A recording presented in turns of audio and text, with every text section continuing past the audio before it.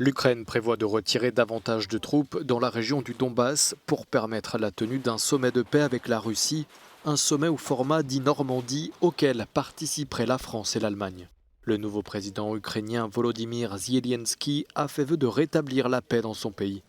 Depuis mardi, Kiev et les séparatistes ont commencé à retirer leurs troupes dans un petit secteur de la ligne de front.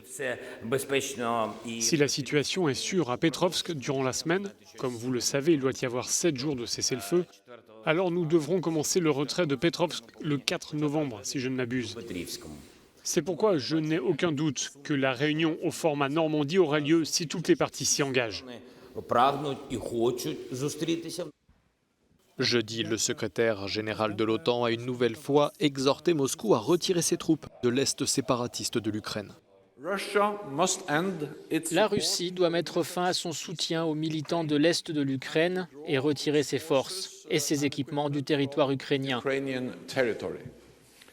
Président Zelensky, je vous félicite pour votre engagement ferme en faveur d'un règlement pacifique du conflit. Kiev et l'Occident accusent la Russie de fournir des armes aux séparatistes pro-russes et d'avoir déployé ses militaires dans l'Est de l'Ukraine. Moscou réfute de son côté toute implication militaire. Il vient juste d'être annoncé que le groupe de contact est parvenu à un accord sur le retrait des forces dans la région pilote de Petrovsk le 4 novembre prochain. Nous allons donc dans la bonne direction.